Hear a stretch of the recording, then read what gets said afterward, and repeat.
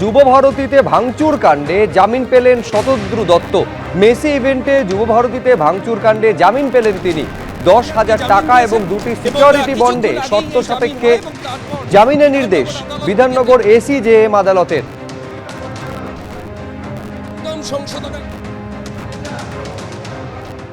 37 দিন পর বিধাননগর আদালত থেকে জামিন পেলেন Shatadru Dutta. Any comment close proximity pass কি বাড়ানো হয়েছিল? আপনি আজকে পেন পেলেন কোন any comment pen to you সেটা প্রভাবশালী চাপ ছিল শতদ্রুদা। সরাসরি ছবি আমরা দেখাচ্ছি বিধাননগর আদালত থেকে। অ্যাডিশনাল চিফ জুডিশিয়াল ম্যাজিস্ট্রেট শর্ত সাপেক্ষে শতদ্রু দত্তকে আজকে জামিন দিয়েছেন এবং কিছুক্ষণ আগেই এই জামিন হয় এবং তারপর বিধাননগর আদালত থেকে শতদ্রু দত্তকে কিন্তু এই মুহূর্তে দমদম সংশোধনাগারের উদ্দেশ্যে নিয়ে যাওয়া হচ্ছে।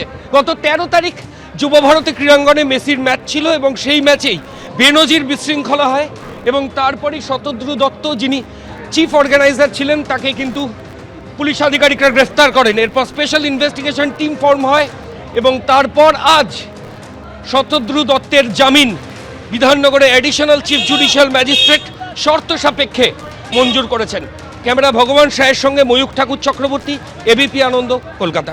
আমরা ন্যাচারালি হচ্ছে 35 ডেজ তার ডিটেনশন হয়েছে এবং ইনভেস্টিগেশনে তাকে ভেতরে রেখে, স্টেজে তো দেখতে হবে যে তাকে ভেতরে রেখে ইনভেস্টিগেশন কোনোভাবে ফেসিলিটেট হচ্ছে কিনা, কোনো ফ্রুটফুল রেজাল্ট হচ্ছে কিনা সেই বিষয়গুলো বললাম। তার একটা পার্মানেন্ট প্লেস অফ রেসিডেন্স আছে, তার ফ্যামিলি আছে, মাইনর চাইল্ড আছে, এই সমস্ত বিষয়গুলো রেখে আমরা সাবমিশন রেখেছিলাম যে তাকে জানা হচ্ছে অ্যাটলিস্ট একটা interim bail stringent to stringent কন্ডিশনে কোর্ট যাতে তার জামিনটা আবেদনটা গ্রহণ করে, সেটা অনুযায়ী কোর্ট আজকে তাকে জামিন। একইভাবে সেখানেও ফর্ম 7 জমা দেওয়াকে কেন্দ্র করে উত্তেজনা। হুগলি সদরের মহকুমা শাসকের দপ্তরে ধুমধুমার পরিস্থিতি তৈরি হলো। চুঁচুড়ার তৃণমূল বিধায়ক অসিত মজুমদারের অনুগামীরা তারা আসেন এসডিও অফিসে। এক ব্যক্তি ফর্ম 7 জমা দিতে গেলে সেটি কেড়ে নিয়ে বিধায়ক এবং তার অনুগামীরা ছিঁড়ে ফেলেন বলে অভিযোগ।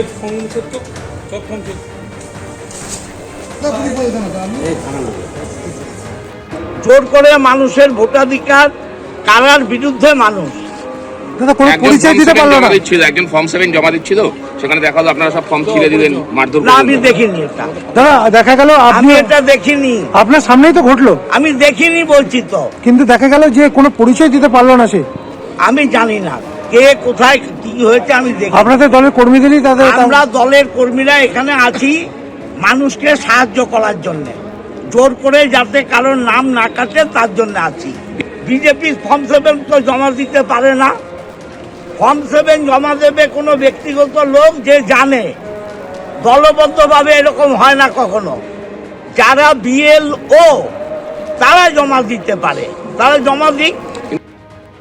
কিছুক্ষণ আগে আসানসোলে ছবি রাখলাম যেখানে এসডি অফিসে শুনানি চলাকালীন হাতাহাতিতে জড়ায় তৃণমূল এবং বিজেপি। তৃণমূলের বিরুদ্ধে হামলার অভিযোগ তুলছে বিজেপি এবং তারই প্রতিবাদে জিটি রোডে পথ অবরোধ চলছে। সরাসরি এই মুহূর্তে আমাদের সঙ্গে রয়েছেন প্রতিনিধি কৌশিক গাঁথাই। কৌশিক, তৃণমূলের বিরুদ্ধে হামলার অভিযোগে পথ অবরোধ বিজেপির, দেখাও ছবিটা। দেখো এখনো অবরোধ চলছে, প্রায় 1.5 ঘন্টা হয়ে গেল এই অবরোধ চলছে।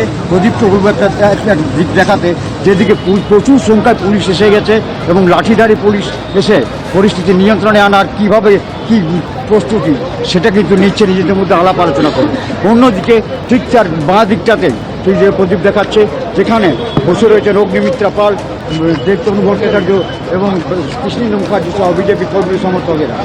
ঠিক তার আবার তার বাদ দিকে যদি অর্থাৎ চৌমাথা মোড় এবং তার দুটো দিক কিন্তু ইতিমধ্যে পুলিশ ফাঁকা করে দিচ্ছে, যদিও বিজেপির কর্মী সমর্থকরা সেখানে এসে পড়ে কোনো গাড়ি ঢুকতে দিচ্ছে না, গাড়ি আটকে রয়েছে এবং স্পষ্ট দেখা যাচ্ছে বাস থেকে শুরু করে ছোটো গাড়ি সমস্ত কিছু কিন্তু এখানে আটকে রয়েছে। এখনও কিন্তু অবরোধ চলছে, তবে পুলিশ প্রস্তুতি নিচ্ছে এই অবরোধ তুলে দেবে। বেশ, ধন্যবাদ কৌশিক। এবিপি আনন্দ, এগিয়ে থাকে, এগিয়ে রাখে।